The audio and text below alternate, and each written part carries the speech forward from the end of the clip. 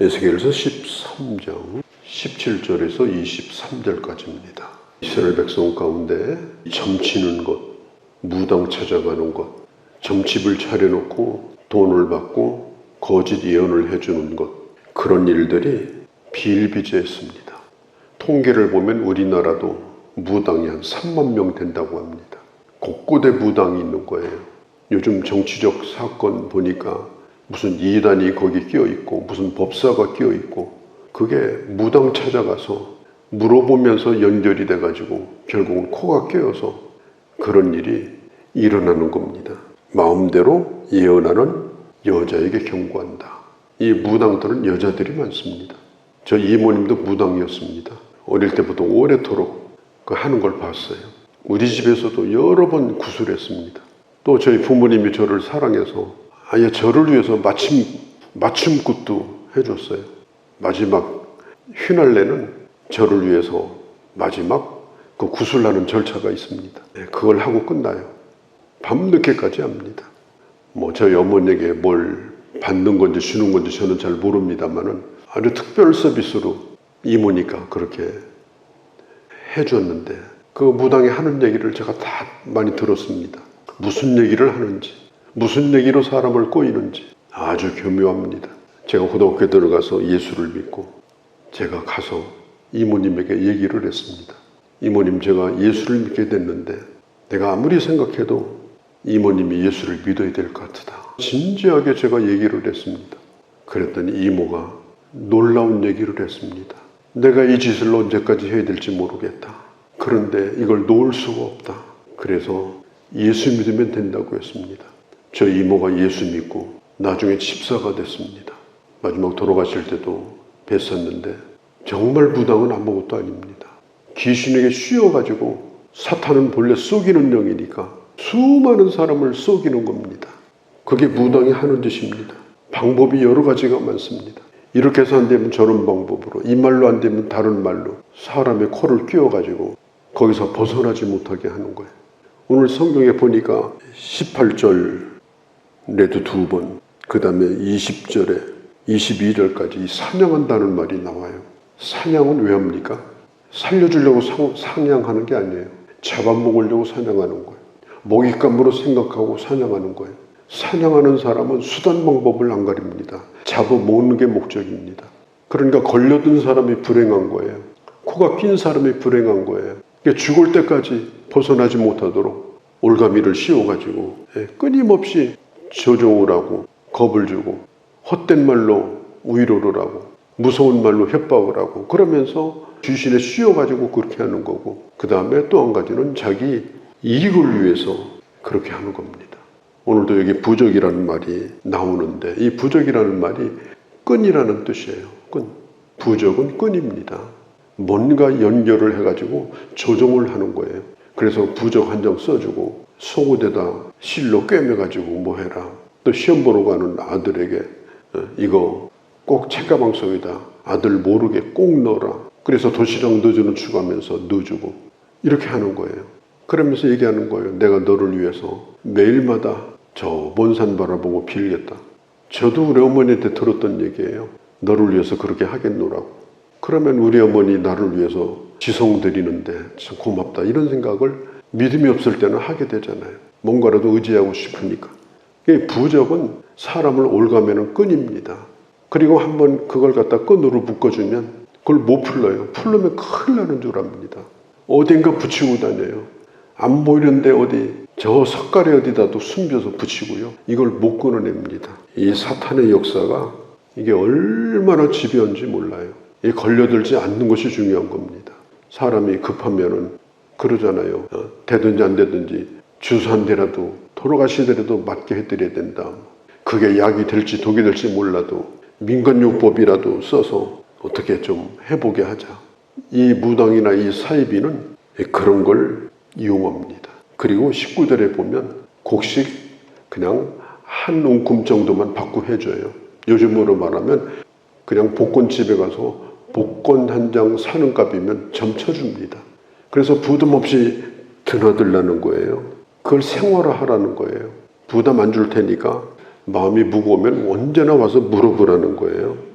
그래서 여기저기다가 끈 매주고 발목에도 매고 손목에도 매고 그뿐이에요. 자식들한테도 그렇게 다 묶어주고 그래서 이 우상숭배를 완전히 생활화, 문화화시키도록 하는 겁니다. 지금 무당들 수만 명이 지금 그런 일을 지금 하고 있는 거예요.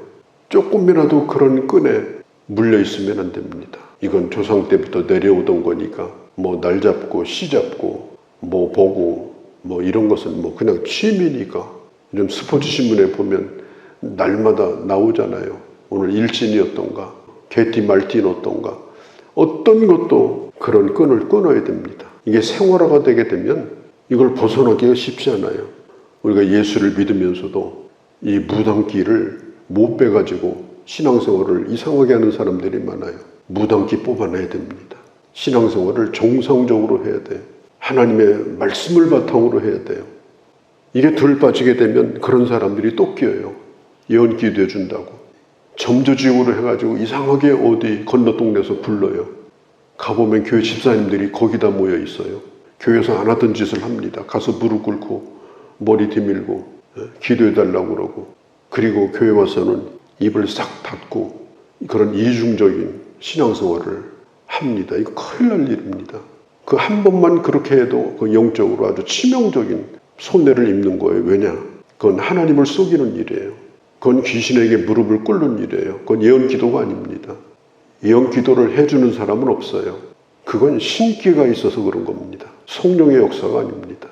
우리가 그것을 조심해야 되는 겁니다. 왜 그렇게 되느냐? 경건 생활을 하는 것이 힘들기 때문에 그래요. 오늘처럼 이렇게 늘 새벽에 나와서 기도하고 늘 하나님의 말씀으로 늘 묵상하고 그 말씀을 통해서 깨닫고 일마다 때마다 그 말씀을 적용하고 내가 어떻게 살면 되나. 항상 일이라는 건 눈앞에 있으니까. 그리고 구체적으로 기도하고 이게 힘들거든요. 그러니까 어디 가서 물어보고 싶은 거예요. 자기 할 일은 하지 않고. 그리고 하나님의 말씀은 교훈과 책망과 바르게 함. 하나님의 말씀에는 반드시 책망이 있는 거예요. 교훈이 있는 거예요. 이렇게 하라고. 바르게 함과 이건 뭐냐? 고치라는 거예요. 그러니까 하나님의 말씀을 들으면 부담이 되고 하나님 말씀 들으면 힘든 거예요. 그런데 무당한테 찾아가면 좋은 얘기만 해줘요. 편안한 얘기만 해줘요. 아무 부담이 없어요. 그러니까 그런 데 가서 쉽게 뭘 물어보고 하고 싶은 그런 유혹을 느끼게 됩니다. 신앙생활을 정상적으로 해야 됩니다.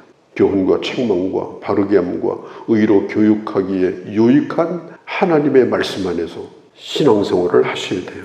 오늘 20절 이후에 보면은 이런 자들에 대한 심판의 말씀이 있습니다. 부적을 다 떼어버릴 것이다. 그리고 다 부숴버릴 것이다. 두려워할 필요가 없어요. 그런 것에 우리가 눌려서 살 필요가 없습니다. 또 한 가지는 지금 이 이단 사이비가 우리 가까이에 얼마나 많은지 몰라요. 꼭 이렇게 얘기해요. 너 그렇게 예수 믿어서 구원 못 받는다. 그러면 우리는 구원 받으려고 예수 믿잖아요. 그런데 내가 너를 위해 기도해 보니까 내 앞길이 아주 시커멓다. 내가 마음에 걸려서 하는 얘기다. 딱 던져놓으면요. 그날부터 가가지고 고민을 해요. 그 다음날 또 얘기합니다. 내가 기도 많이 해보는데 네 자식 앞길이 걱정이다. 앞에 뭐가 끼어있다. 이렇게 얘기 몇 마디 던져놓으면요. 그야말로 이제는 완전히 거기 매어버립니다. 이단들이 하는 이 방법은요. 무당이 하는 일하고 거의 비슷합니다. 너 그렇게 믿어가지고 구원받겠냐? 이것만큼 맥락한 얘기가 없어요. 옛날에 부흥 강사들도 그런 얘기 많이 했습니다. 쏘면 안 돼. 그 다음에 이렇게 얘기합니다. 이렇게 해야 구원받는다. 그래가지고 거짓 확신을 심어줍니다. 성경적 확신이 아니라 거짓 확신을 심어줘요. 십자가 위에 플러스 알파라는 건 없습니다. 오직 예수 그리스도를 믿음으로 구원을 받는 거지 거기에 플러스 알파는 없어요. 그런데 그 플러스 알파를 얘기합니다. 대상이 누구냐? 고립된 사람들입니다. 건전한 신앙생활을 한다든지 아니면 건전한 성도의 교제를 나누는 사람은 손을 못 듭니다. 틈이 없으니까. 그런데 고립돼가지고 혼자 예수 잘 믿으려고 하는 사람들, 이런 사람들을 주로 목표로 삼아요. 거기다 가끔씩 던져줘요. 내가 너를 위해 기도한다. 너는 복 받는다. 그런 식으로 해가지고 사람을 코를 꿰가지고 완전히 신앙생활을 망쳐버리는 거예요. 그래서 우리가 이걸 극도로 주의해야 됩니다. 어느 날 갑자기 이상한 귀인이 나타나가지고 내가 너를 위해서 기도하는데 이러면서 접근하는 사람들은 일단은 우리가 주의해야 됩니다. 우리는 하나님의 말씀을 믿는 사람들이고 하나님의 아들인 예수 그리스도를 믿음으로 구원받는 복음 안에서 살아가는 자들입니다. 로마서 8장 30절에 보면 미리 정하신 자를 또한 부르시고 부르신 자를 의롭게 하시고 의롭다 하신 이를 영화롭게 하셨다고 했습니다. 우리가 왜 구원받습니까? 하나님이 미리 정하셨기 때문에 구원받는 거예요. 왜 우리가 하나님의 자녀로 부름받았습니까? 정하신 자를 부르셨기 때문입니다. 하나님이 예정하신 자를 불러서 우리가 부름받은 거예요. 왜 우리가 의롭게 됐습니까? 부르신 자를 의롭게 해주신 거예요. 내가 깨끗하고 잘나서가 아니에요. 주님이 불렀기 때문에 의롭게 해주신 거예요. 그러면 어떻게 우리가 하나님 나라 갑니까? 영화롭게 된다는 건 하나님 나라 가는 건데 의롭게 하신 자를 영화롭게 하시는 거예요. 로마서 8장 30절입니다. 여기에 단 한 가지도 내가 끼어 있는 게 없어요. 하나님이 시작하시고 하나님이 행하시고 하나님이 끝맺는 일이 바로 예수 믿는 일이에요. 그래서 사도 바울은 말합니다. 나의 다됨은 오직 하나님의 은혜라. 내가 교회를 핍박하고 악한 일에 우두머리였으나 주님은 나를 죄대로 갚지 아니하시고 내게 은혜를 베풀어서 오늘 나를 사도 되게 하고 내가 부활의 소망을 갖고 하나님의 자녀가 되게 하셨다. 구원 문제를 가지고 누군가가 플러스 알파가 있다고 얘기할 때는 그것은 그 플러스 알파 그게 미끼입니다. 플러스 알파 없습니다. 오직 예수 그리스도를 믿음으로 구원받습니다. 에베소서 2장 8절에 그 믿음은 어디서 온 거냐? 내가 믿습니다에서 온 것이 아니라 하나님의 선물로 주심으로 예수를 믿은 겁니다.